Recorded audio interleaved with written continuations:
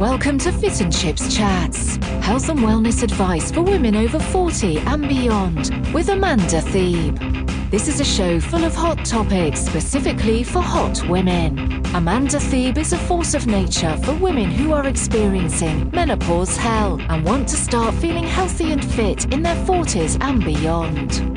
Through her very frank articles, podcasts, and hilarious social media presence, she's here to help you with informative advice while making you laugh like a 20-year-old throughout. Her raging fans have called her an unstoppable inspiration, resilient bitch, and one woman called her the over 40 guru to watch in 2017. Please visit us at fitandchips.com. And now, here's your host, Amanda Thebe.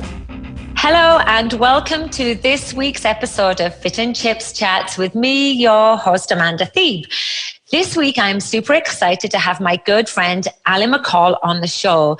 We're going to be speaking about some strength-based cognitive behavioural therapy, how to develop a personal model of resiliency through a 7-step process by setting small, achievable goals to generate big, positive changes.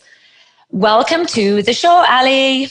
Thank you. I'm happy to be here. So Ali is McColl. She's been passionate about mental health and wellness for decades. She actually is a friend of mine and I was her trainer for a while, but now we've just joined cohorts to just work on all of this together. Yeah. She's currently pursuing her master's in counseling psychology and she also has a diploma in social service work. She works from a strength-based, solution-orientated, positive psychology perspective. That wasn't easy to say, Jesus, it's early in the morning for this. But Ali is particularly interested in self-compassion, cognitive behavioural therapy, mindfulness meditation, and effective communication. And from her own experience, she really believes that these big changes come from super small choices. So Ali, I'm just going to hand it over to you. And I'd just like you to try and explain to everybody a little bit about cognitive behavioural therapy, about this personal model of resiliency and how this impacts people going through this perimenopause phase, if you would. Sure, great. So cognitive behavioral therapy was originally developed by a psychologist by the name of Aaron Beck. And it's a system of setting small goals for yourself in order to bring about big positive changes in your life.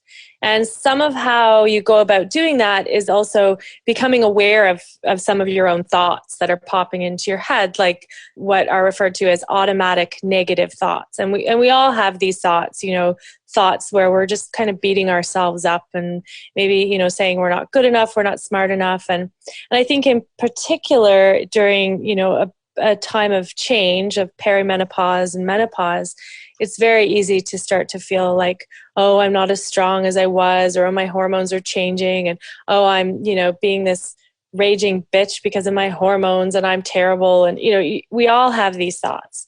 But once you become aware of them, you can start to kind of evaluate whether they're doing you any good. And often they're not. They're just kind of undermining your ability to actually meet your goals. So once you can recognize those automatic negative thoughts, you can start to relate to yourself with a little bit more self-compassion, be a bit more gentle, and you can actually kind of just turn around your self-talk and say, I know this is hard. I'm just having a bad day. That's okay. I'm going to sit down and have a nice cup of tea or whatever it is, but you can actually take care of yourself rather than beat yourself up. So this comes under the header of self-care, does it? When we hear about self-care or self-compassion, is this part of that process? Yeah, definitely. And I think it's just part of it is about bringing awareness. So oftentimes cognitive behavioral therapy is also done with mindfulness meditation. Like it fits really well with mindfulness because it really is just about bringing awareness to your thoughts and to your own physical experience as well, but becoming mindful of, your own hunger cues, your mood cues, what's happening, and when you're feeling bad and you're beating yourself up and, maybe you're beating yourself up for eating a muffin or for, having too much wine the night before or whatever it is, rather than beating yourself up, you can stop yourself because you become aware that you've been having these thoughts, right? And you can say, okay, so that's fine. I did that. We all have our moments. We all have our mistakes. I just really wanted that muffin. That's okay. But, I'm going to get back on to moving towards my goals. And I believe in myself and I can do this, and so being able to stop yourself from that cycle of negative thinking and bring it back to caring for yourself really sets you back on path for making positive choices for yourself, right? Instead of... And when these negative thoughts appear, because they happen to us all the time, everybody experiences them at some time, and we start to sort of retrain ourselves to maybe not have these negative thoughts. Does that stick? Is it like glue? Is this something that we can retrain ourselves to do and then we can just run with it and take it with us? Or is it something we've always got to be aware of? Well, I think, it can stick, especially with resiliency. That's part of this whole idea of creating a personal model of resilience, because it's resilience that allows you to kind of stick with this self-compassion. And a big thing with self-compassion is that it's different than self-esteem, because with self-esteem, you're saying, I'm better than that person, or when I do this, then I'm a good person. But with self-compassion, it's kind of like a non-evaluative, like there's no judgment. You're just accepting yourself as you are in this moment without any, it doesn't matter what you do. You can just accept yourself. And then from there, you can move forward and get back on track. It's a much more effective way of resetting yourself. This is great. So how about we use this platform today to talk through the 7-step process? I mean, let's bear in mind, Ali, that this is a 30-minute show and we really can't go as deep into this as we really want to. But if we give an outline to this, it would be great if maybe you can come back on later and we'll discuss each of the areas in more depth. But if we can go through the 7 steps, hopefully somebody who's listening can just relate to an area and think, this is exactly what I need in my life right now. So I'm going to let you lead this. These 7 steps, these are nothing that I've come up with. They were developed by a couple of psychologists for the Center of Cognitive Therapy, Christine Podesky and Kathleen Mooney. And Christine Podesky, along with the founder of CBT, Aaron Beck, has a really excellent book called Mind Over Mood.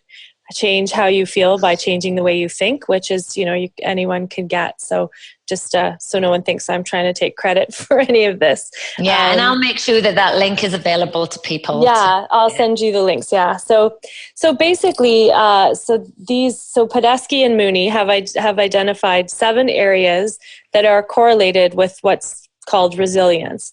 And resilience is just the ability to bounce back. It's the ability to kind of get back on track, to cope with adversity.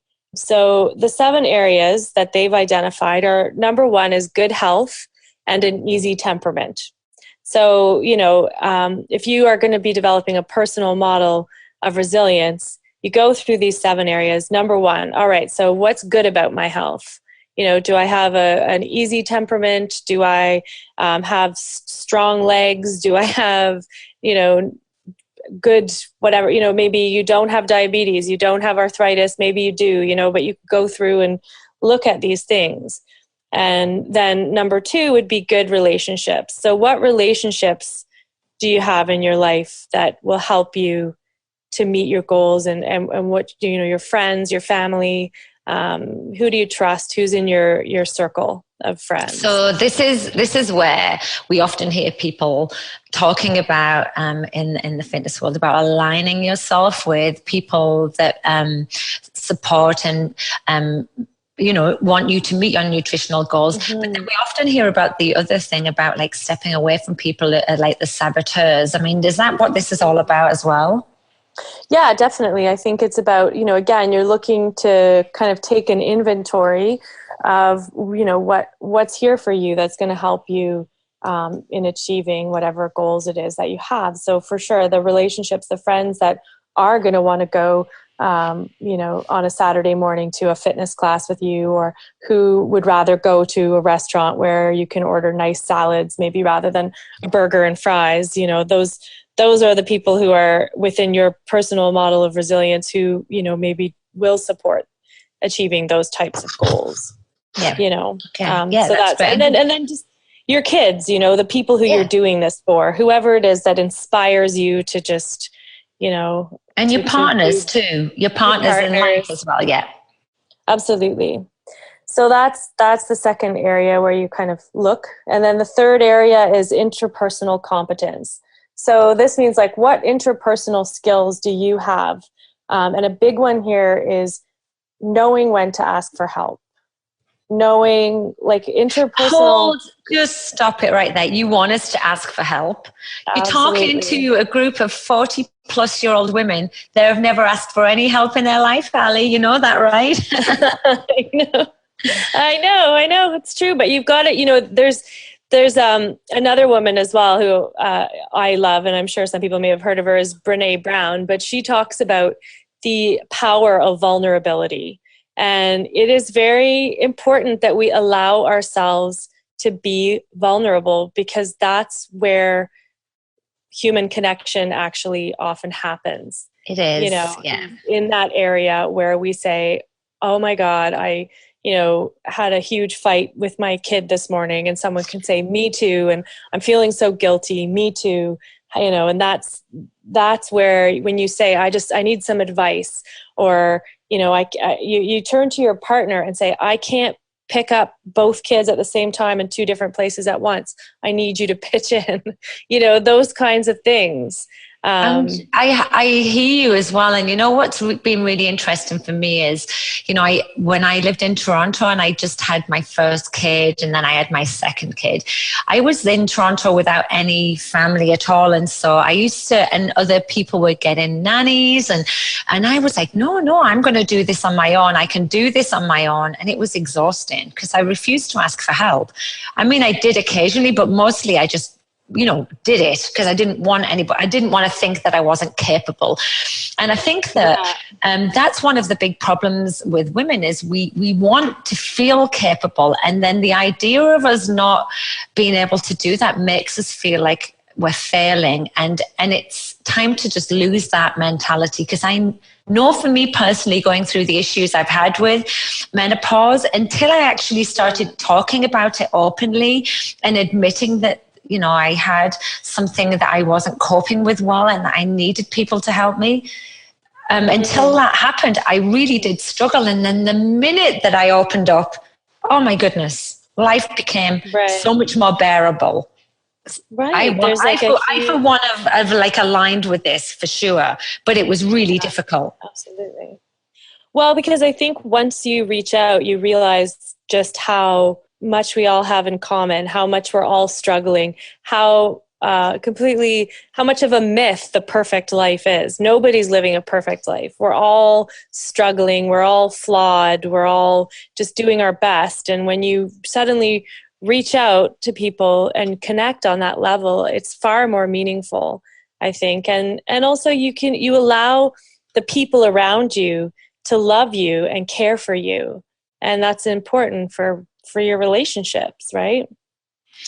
And they'll see you as being authentic as well. And that's huge, right? Exactly. Yeah. Okay. Yeah. That's great. So that's number 3. So look at your interpersonal competence and evaluate that. And number 4 is cognitive competence. So this is a pretty easy one. I think we all, hopefully can say, yes, I can read, I can plan, I can be effective. And as simple as that sounds, these really are privileges. Like the fact that any of us could even access healthy food and as much clean water as we want to drink and know where to find it and how to get it, and to put together a plan for ourselves, write a grocery list and go to the store and do these things. Like just recognizing that you have this competence is actually as simple as it seems. There's also a real gratitude piece, at least for me, when I evaluate those things. So how does that look in an everyday life? So I understand what you're saying there, but can you just sort of like just give an example of what that would be? Because I'm like looking at that thinking, some days I haven't got the ability to plan or even do anything. And I certainly don't feel privileged when I'm like crawling around the bedroom floor feeling terrible. But I'm still, I know that's me just being an extremist there. But I mean, the fact is I am privileged and I shouldn't ever take that for granted. But yeah, can you just give an example of that? So, I mean, I think part of that is like a good strategy when you're not feeling very cognitively competent is to remember a time when you were. I mean, there's so many times in your life where you probably have, pulled off all sorts of great things. And I mean, you've built a business, you've helped countless people with their fitness. You're a highly competent person, a lot of the time. And so for times where if you were struggling, you just remember, oh, look at all these things I've done and that I've achieved. And, that this did take this ability.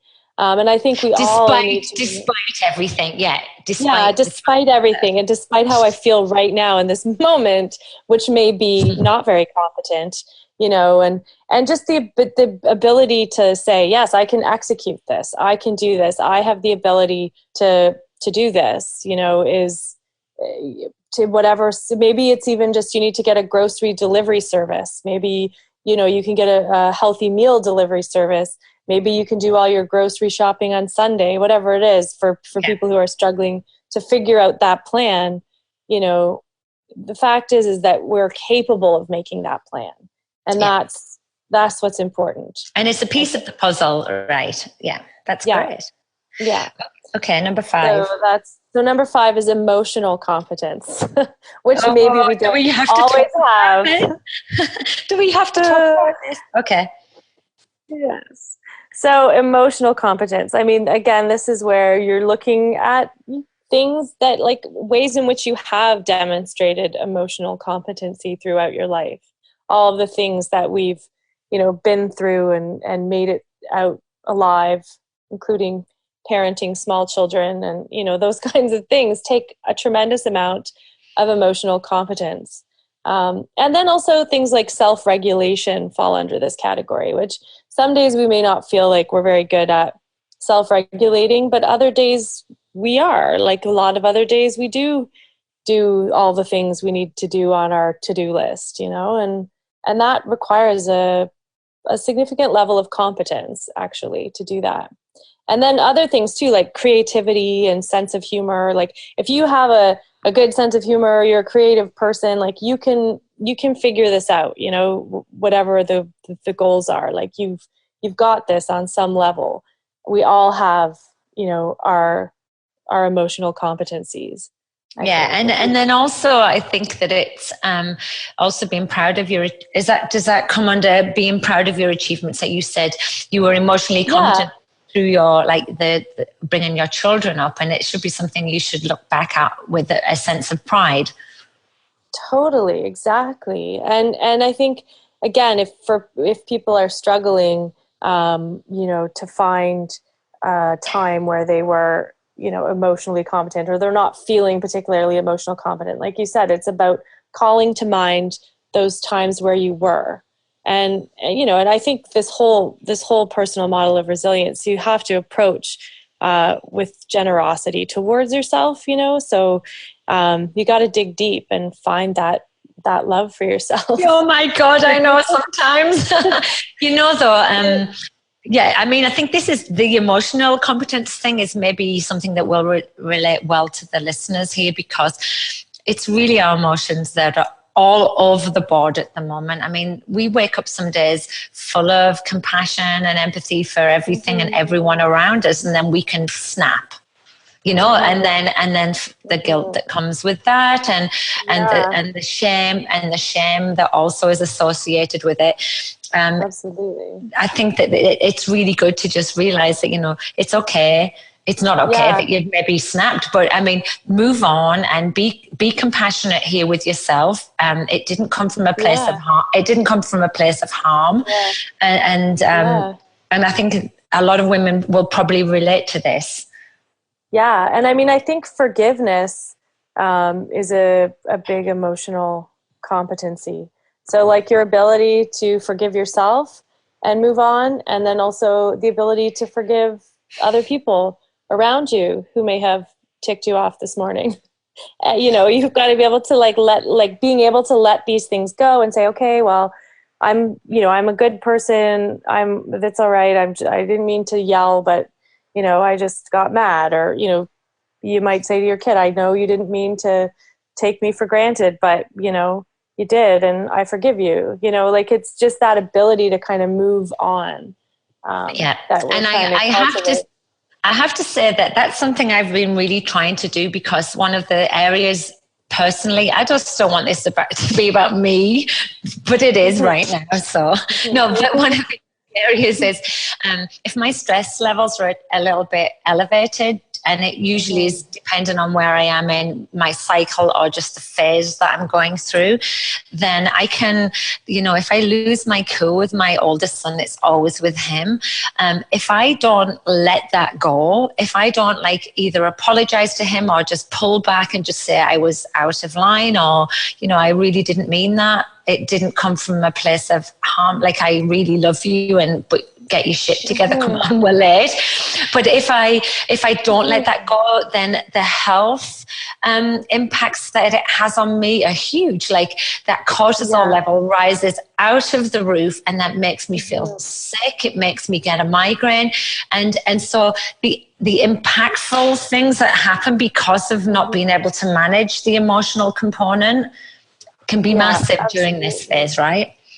Absolutely. And I think that's where, this personal model of resilience, it protects you from these automatic thoughts that pop into your head. Because again, if you have had a fight with someone that morning, you lost it on one of your kids or whatever it is, you could just be constantly all day, these little nagging thoughts. I'm a bad mom. I'm not patient. I'm not, I never thought I would be, these things that pop in automatically with, when you've got this list to fall back on to say, okay, but I know that I am a good person, and I know that I love my kids, and I know that I mean well, then you can kind of just, it's a great way of just getting rid of those little negative nagging thoughts that plague you after a stressful encounter with a kid or a loved one. Yeah, and a way to stop the self-blame that and to stop that and honestly, from because you mentioned the cortisol levels, it's also a way of, when you recognize the thoughts and you've got these tools, you just kind of regulate your brain, and you can calm down those cortisol levels and engage the prefrontal cortex, the part of your brain that actually helps you to regulate, and so that's part of this too, and that's part of the CBT thing too, is just you've got these tools, and you can step back and say, okay, I'm going to distance myself from this. I recognize it. I'm going to, go through my lists of strengths, the things I like about myself in my head right now, rather than continuing to beat myself up about this. And in doing that, there's an actual neurological effect, that happens on your whole fight or flight brain system, Yeah. And it's a way. Is this when we're talking a little bit about the sort of rewiring of the brain? Because I know during menopause, it's we know it's factual that there is a type of rewiring that happens, and that's why we can have issues with short-term memory, and it's almost like the frontal cortex is going through a whole rebirth. Something's going on, and so I think that working with this model of resiliency is just going to help the end process, even through the other end of menopause, just be so much easier. Well, absolutely. And I think if your hormones are kind of going every which way, and you're trying to figure out your new life, to have strategies to regulate the systems that you can, is very, it's just an effective strategy to say, okay, well, what I can do is this, and it gives you some tools to be able to regain a bit of control over what's happening to you on an emotional and cognitive level, when things are feel like they're spiraling out of control. Out of control, yeah. Okay, so let's move on to 6 and 7. We're actually we're flying through time, but we've still got about 10 minutes left, so let's go through those. Okay, so number 6 is just having an opportunity to feel like you're contributing to other people and to the world around you. So, I think most of us probably do have this as parents, and, as women, we do tend to contribute probably more sometimes than we'd like. But nonetheless, it's important to remember that feeling like we have, like that our lives, we're contributing something, that we're doing something that matters, is really important for feeling effective, I think, in life. And also, I think this is really important for a time in our lives when we can often feel unimportant and slightly invisible to people because we're not sure of our place in the world anymore. You were saying, we often have nostalgia of what we used to be and where we are right now. And I think knowing that we do matter, that our place on earth matters to other people, we are contributing in a big way. And it is super important, right? And I think that I went through a little phase of this, and for sure, I'm constantly in a role of reinvention. But it's also part and parcel of this. I think if we know the impact that we have on other people, often we don't, right? Often we don't know, but every single person out there impacts somebody else. Yeah, absolutely. And, I think, and actually this kind of feeds into number 7, which is that you feel like your life has meaning and you have a connection to other people. Oh my goodness, I could have written this myself. Look at know. Your life does have meaning, and I understand it can be a confusing time. Yeah, no. And I mean, this sense of meaning, this sense of purpose, this is like, I mean, there's like, whole schools of psychology just around that alone, because it's so important. It is so important to feel like you have a purpose and that what you do matters. And I think that's, when you do, if you're starting to feel like, that you're becoming invisible and that those feelings, I mean, there's got to be, again, a way to remind yourself. But think about, just today, maybe it was like a friendly conversation you had with someone at the grocery store, or some change that you gave to a homeless person on the street, or, maybe you called a friend. And I mean, these things do matter. And there's ways to remind yourself of that. Remind yourself, for sure. I actually had a little incident happen this morning. I was driving to the kids' school and I didn't have any coffee in the house, so I went through the drive-through. I have another drive-through story, but this one in particular, I went to pay. I do the drive-through, by the way, because I am now Texan and this is what I do. But I went through the drive-through and I went to pay, and the woman said to me, "Oh, the person in front got you your coffee." And I said, "Really? Why?" And I was really confused. And she said, "Well, because they wanted to. They wanted to do something nice for somebody." And I went, "That's so nice. Can I pay for the person behind me?" And she said, "Sure." So I did that, and I drove away thinking, "Oh my God, that was such a nice thing to do." So now every single week, once a week, I'm going to pay it forward. And it was just something brilliant. And it was a really small thing that somebody did for me, and it totally made my day. I also wish I ordered a breakfast sandwich as well now, but that's just one of those things. But so I agree. It's just it. Yeah, you can when you're feeling low, you could just do something really nice like that for someone else, and it gives you a high, right? It gives you a feeling of happiness and connection. Yeah. No, I think that's that's actually a great strategy for, if you're having a terrible day, just buy someone else a coffee. Yeah. And it gives you that feeling. That human connection. So it is. So Ali, that was so amazing. So that was a very quick, brief outline of this 7-step process. But as you're talking through this, I can see how this can impact people of all ages and lifestyles. It's not really just for my over 40 crowd. I can relate this to people in my family and to my children, and seeing how this can really, really help them, right? So this is the purpose of this. It really is for anyone.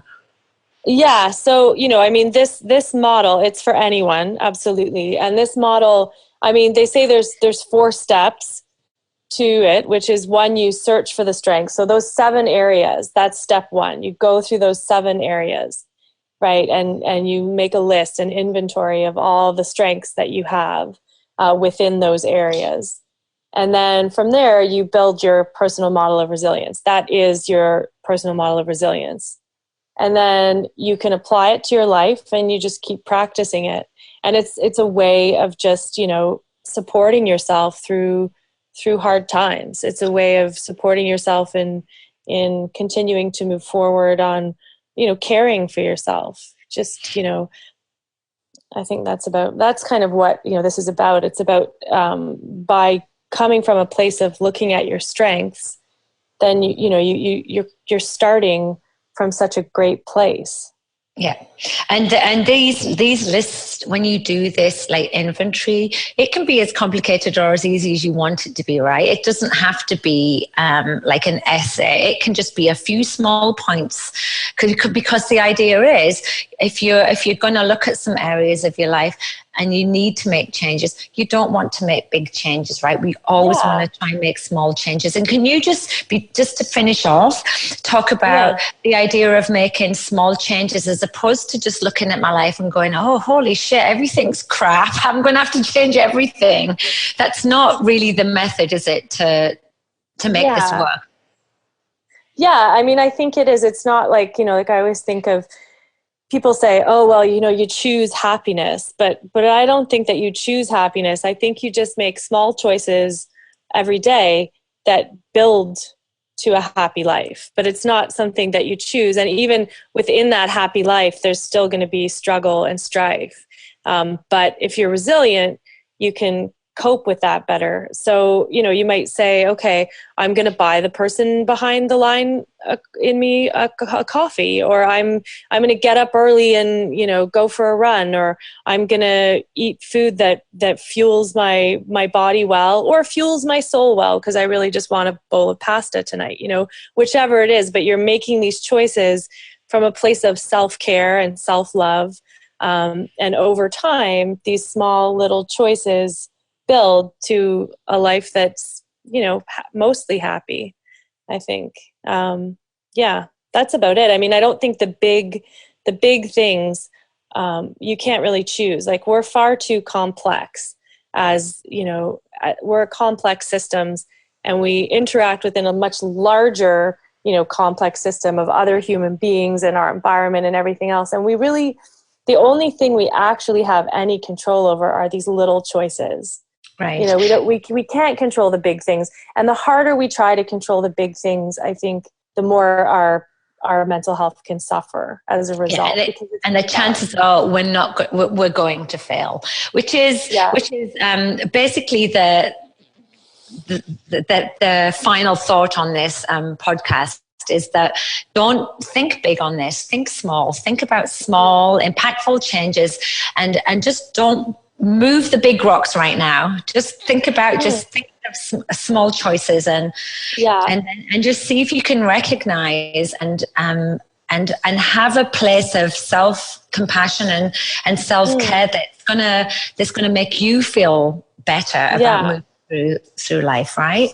Exactly. It's just small steps. And also, I mean, even something else I saw reflected in this, which, your other guest, Allison Schaefer, I remember reading in one of her books, Honey, I Wrecked the Kids. She talks about how children need to feel capable, competent, and connected. And it's the 3 C's. And this is what she talks about. And I see so much of this reflected in these sort of 7 areas of competence, right? It's just, and I think everybody needs to feel that way. We all need to feel like we're capable of things, we're competent, and we're connected. And when those things are in place, we can just cope with so much more adversity, and we can take care of ourselves in the ways that we really want to take care of ourselves. And the way that we deserve to as well. The way we deserve to, absolutely. Yeah. Well, Ali, I have to say this was such an insightful conversation. I love the fact that there's a process involved. So thank you so much for coming on the show. I know it's going to get a lot of feedback, this show. It's going to be so helpful. So thanks. Well, thank you for having me. And I just want to tell the people who are listening to the show that Ali and I are going to combine our skills and our knowledge for my program that I'm launching in January. So I'm just going to start talking about it now over the next few weeks. But I'm launching a 6-month program that's a nutrition and exercise-based program with a psychology background to it as well. And Ali's going to be involved on that. So if any of this resonates with you, Ali's going to be on board with us. So it's going to be like a really holistic view at coping through this stage of our lives. Anyway, so thank you for joining the show today. Thank you. And if there's any more information you would like, either on myself or Ali, come over to my website at fitandchips.com, and I will be here next week with another guest, and call back then, and we'll see you later. Bye for now. Bye. Thanks for listening to the show. For more information on the services offered by Amanda, please head over to her website at fitandchips.com. That's fitandchips.com, or her Fit and Chips Facebook page. Leave a comment and she promises to respond to all questions. The views and advice expressed by Amanda Thebe are not a substitute for conventional medical service. No information here should be interpreted as a medical diagnosis, treatment, or prevention of any disease. If in any doubt, always contact your healthcare provider.